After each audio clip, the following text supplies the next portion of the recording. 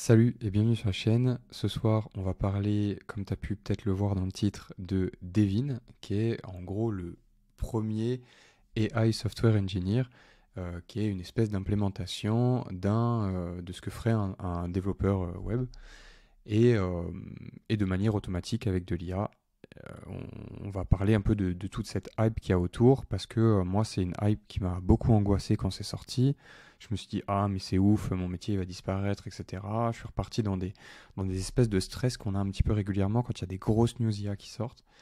Et on va parler de pourquoi est-ce que au final c'est plus une hype qu'autre chose et, euh, et de quelques ressources que j'ai envie de te partager autour de ça et qui quelque part me rassurent et me disent que effectivement c'est pas déjà tant le premier que ça. Donc pour ceux qui ne me connaissent pas, je m'appelle Vincent, je suis un full stack développeur. On pourrait même dire en ce moment d'ailleurs vis-à-vis de mon taf que je suis un full stack AI développeur. Donc je bosse beaucoup avec des automatisations et de l'IA, notamment avec le classique OpenAI, ChatGPT, des implémentations avec des automatisations, etc., etc.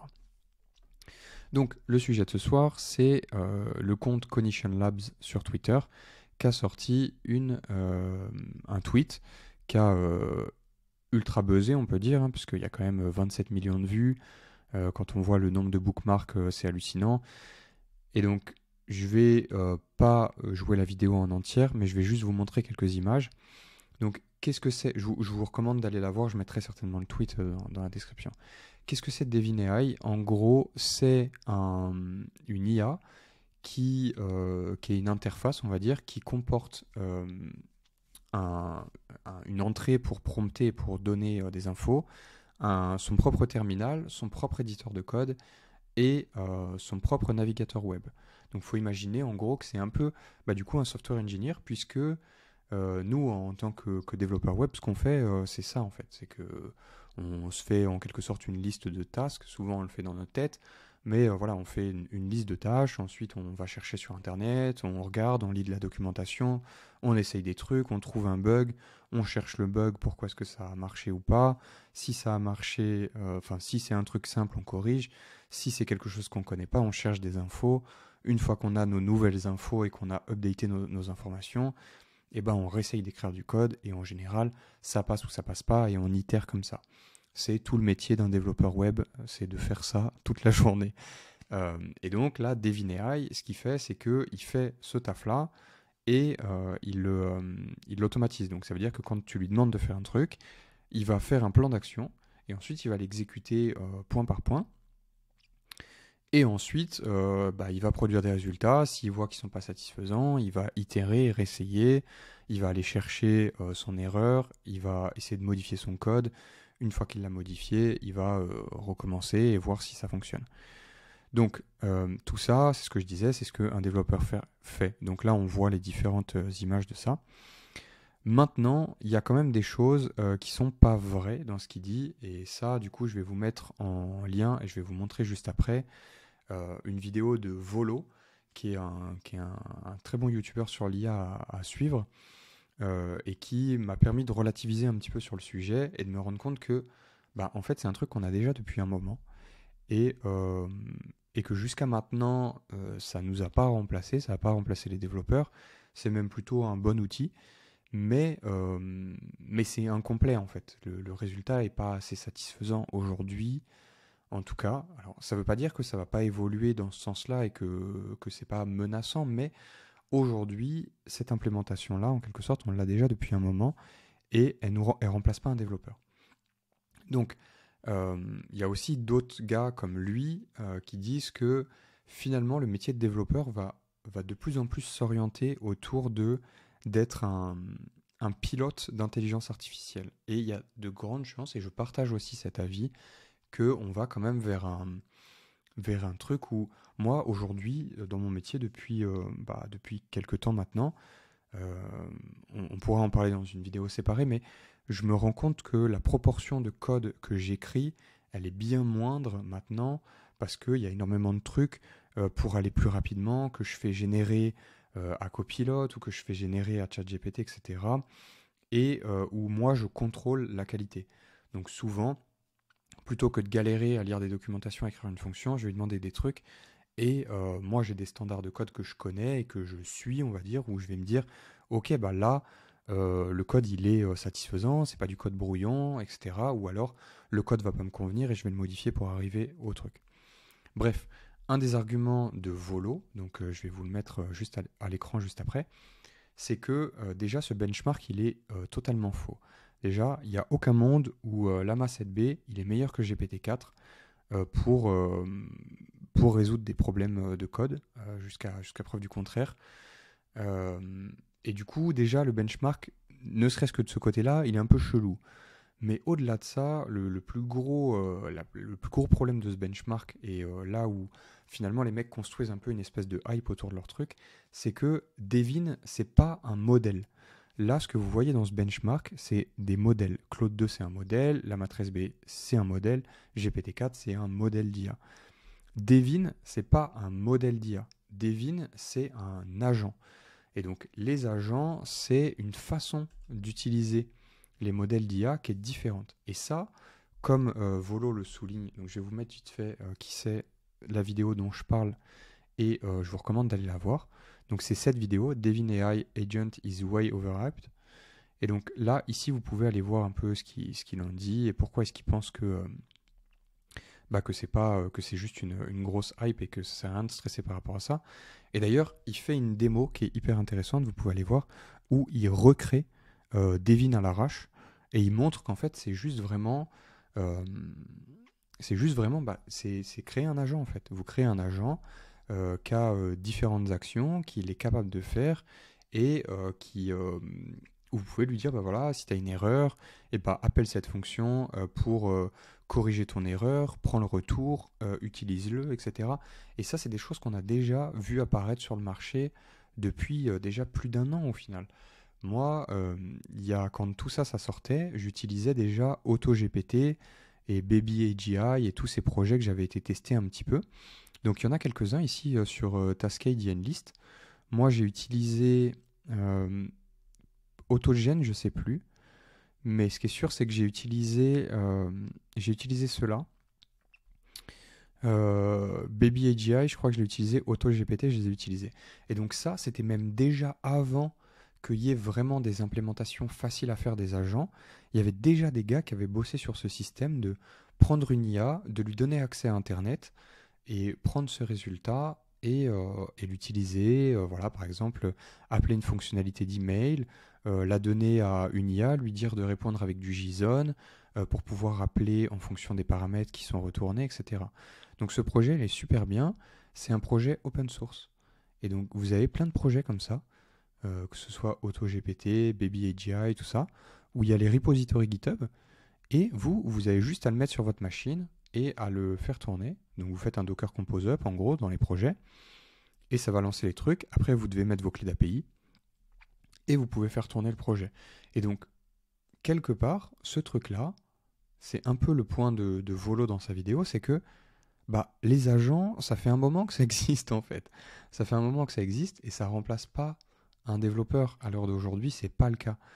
Au-delà de ça, un autre point dont il parle, et que j'avoue que j'avais pas pris forcément en compte, c'est que les, le SWE Bench, là, le test, on va dire, de pertinence des modèles, il est basé sur de la résolution d'issue sur GitHub. Sauf que c'est des trucs prédéfinis, et il y a des modèles, en gros, comme le dataset d'entraînement, on va dire, de réponse au questionnaire, en quelque sorte, il est public, et le test, il est déjà assez biaisé parce que finalement, il y a des mecs qui peuvent faire des modèles et les optimiser pour passer les tests, mais ça ne veut pas dire que dans des situations réelles ou dans le monde réel, ils vont être capables de répondre correctement aux questions.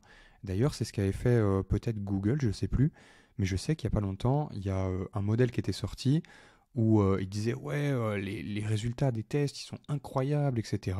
Et oui, en fait ils l'étaient parce que les mecs avaient optimisé leur modèle pour passer les tests, mais en utilisation réelle, le modèle il était claqué au sol. Et du coup, il y a plein de trucs comme ça où il faut faire gaffe à la hype et il faut quand même penser à checker un petit peu les infos. Autre paramètre, et un peu le truc qui, moi, avait généré mon anxiété au départ, c'était moi, je l'ai découvert avec un tweet de Benjamin Code, et du coup, j'avais regardé le truc et tout, je m'étais dit, oh, putain, l'implémentation, elle est folle et tout. Ça veut pas dire que l'implémentation qu'ils en ont fait, ce que je vous dis là depuis tout à l'heure, que c'est de la merde et que c'est pas utilisable et que ça répond pas à un besoin. Je pense que ça répond vraiment à un besoin et au final, les gens qui vont certainement le plus en profiter, bah, c'est les développeurs.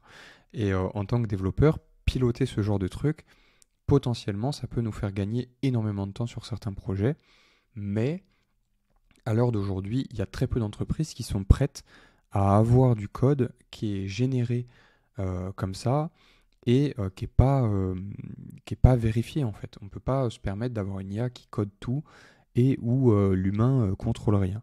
Donc pendant encore au moins un moment, je pense, pendant un temps, c'est vrai que pour le moment, on a toujours besoin des développeurs. Après, je suis à moitié d'accord du coup avec ce que disait Benjamin. Moi, c'est là aussi où je m'y retrouvais, c'est que quand tous ces trucs-là c'est sorti, j'ai eu la même réflexion que lui et je me suis dit putain, notre métier il va disparaître d'ici genre 2 ans ou un truc comme ça. Et en 6 mois plus tard, en fait, vraiment, on voit une vraie poussée de ce genre d'outils. Et c'est vrai que c'est un peu flippant. Maintenant, voilà, il y a des mecs qui ont d'autres points de vue, genre comme Manu, Manu TS, du coup, avant c'était Manu JS d'ailleurs, je crois, qui dit ouais, ouais, j'ai peur pour mon métier, donc je suis pas d'accord et je dis que c'est nul. Alors, moi, je suis pas de ce cas-là, je dis pas que c'est nul, je dis que c'est absolument génial, mais ça me fait quand même peur. Et il dit c'est une dinguerie d'être autant insécure, tu vas travailler jusqu'à ta mort, t'inquiète pas, mon frère. Et il a un peu raison dans le sens où notre travail de toute façon c'est de résoudre des problèmes, c'est pas forcément d'écrire du code. Et il faut pas être insecure et se dire qu'on va être remplacé, etc. Mais voilà, moi je comprends l'angoisse que ce genre d'outil ça peut générer. D'ailleurs, c'est ce que j'ai répondu sur son tweet à lui, je crois. Je vais essayer de retrouver où est-ce que je l'ai mis.